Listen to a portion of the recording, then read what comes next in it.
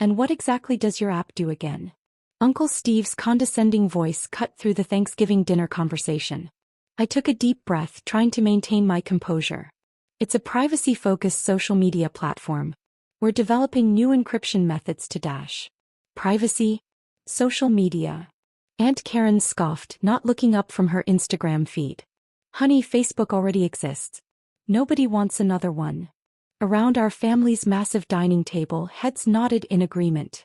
My cousins snickered behind their phones, probably sharing my stupid idea in their group chat. Even my younger brother Tony, fresh out of business school, couldn't resist chiming in. Sis, you're wasting your time, he said, waving his phone. These apps. They're worth billions. You can't compete with that. Mom placed another helping of turkey on my plate, her smile tight with disappointment. Maybe it's time to consider that job offer from Microsoft, dear. Benefits, stability. The startup's gaining traction, I protested. We have over 100,000 users already, and our latest privacy feature dash. Quit this startup nonsense, Dad's voice boomed across the table. You're 32, living in a shared apartment, burning through your savings. For what? Some pipe dream. I looked around the table. Every face showed the same mixture of pity and judgment. They were all successful in their traditional ways, corporate jobs, steady paychecks, suburban homes. And here I was, the family disappointment, chasing a crazy tech dream. What they didn't know was that tomorrow morning, everything would change. Rebecca, Mom touched my arm, we're just worried about you. Look at Tony, vice president at 28, company car, corner office. Yes, sis, Tony smirked. While you're playing entrepreneur, I'm actually building a career. I stood up, my chair scraping against the hardwood floor. Thank you for dinner. I should get back to my nonsense now. Don't be dramatic, Aunt Karen called after me. We're just trying to help. Help? Right.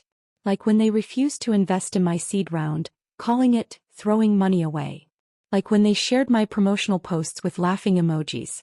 Like when they told every family friend that I was going through a phase.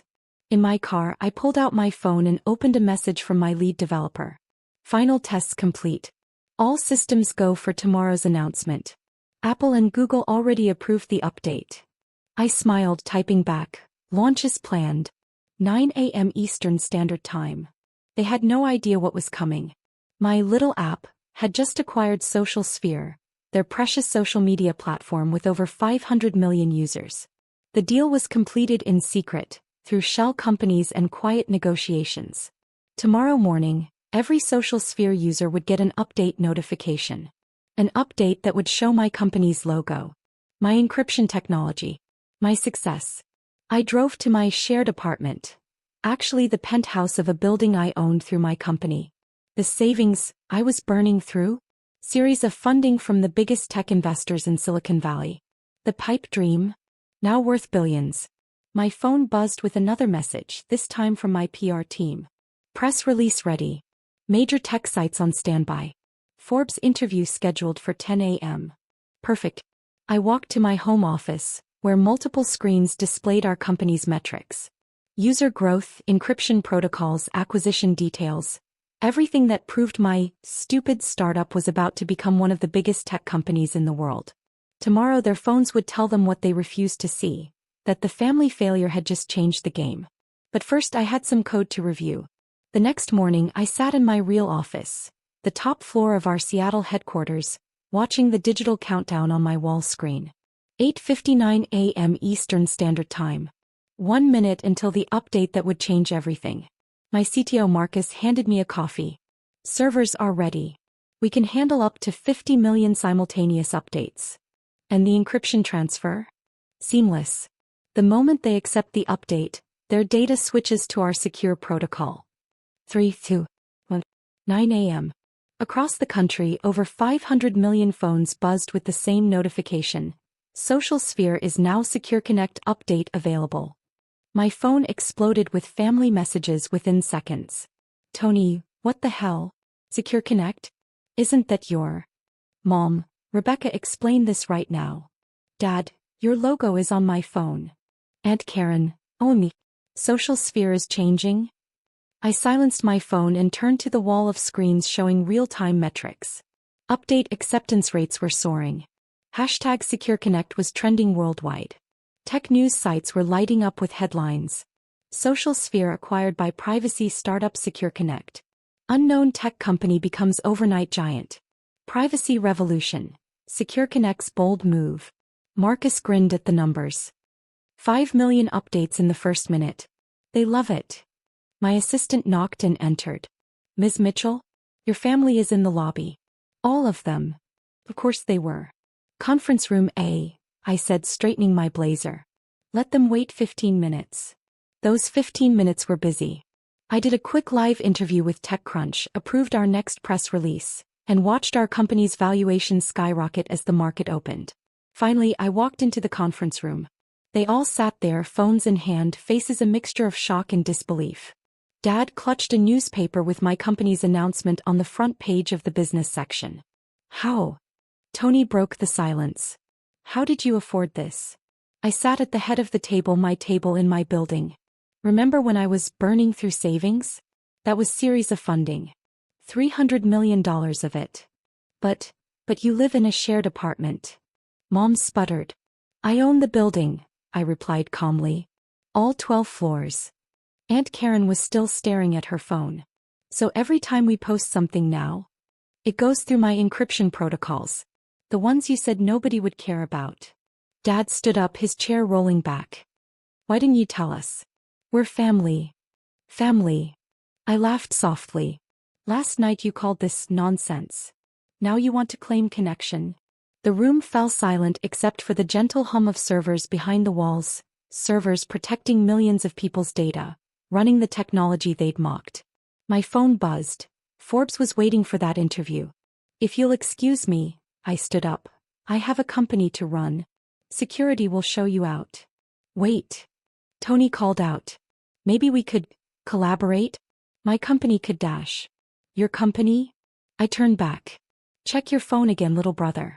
Your company just announced a partnership with us an hour ago. Your CEO knows a good thing when he sees it, even if you didn't. As I walked out, I heard Mom burst into tears.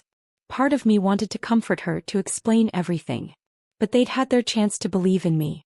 Now they could read about my success like everyone else, through an app they said would never work. 3 months after the acquisition, I sat in my office reviewing user statistics. Our privacy features had attracted another 200 million users. The stock price had tripled. Every major tech company wanted to partner with us. My assistant's voice came through the intercom. Ms. Mitchell?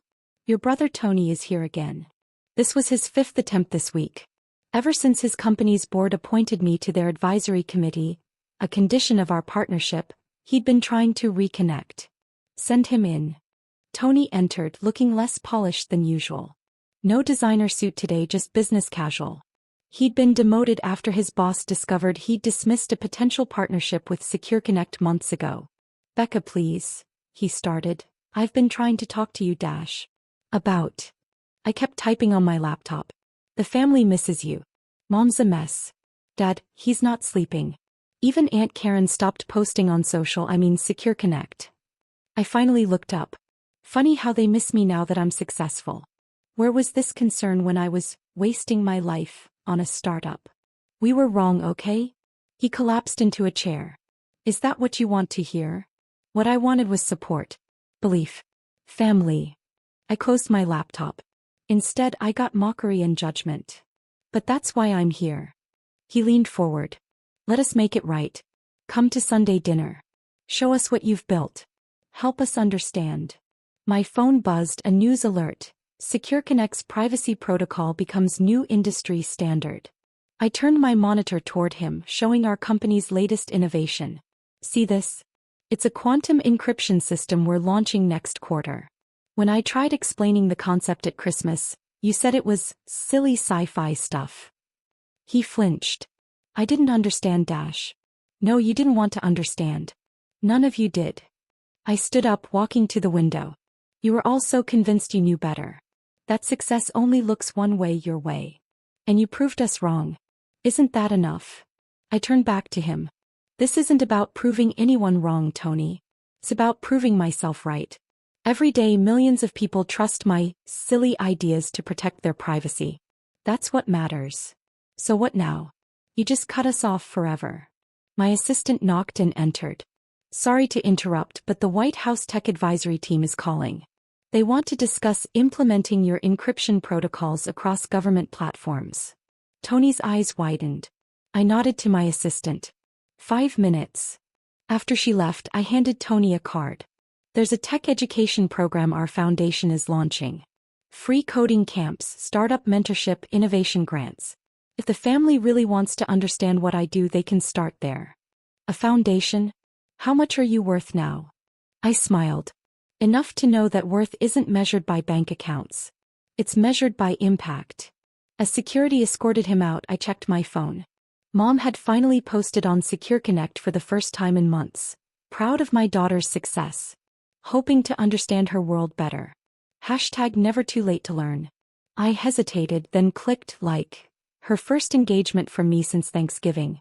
That evening, as I reviewed applications for our foundation's first grant cycle, I found a familiar name.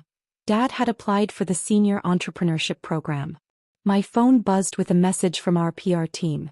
Time magazine wants to feature you in their Innovators Changing the World issue.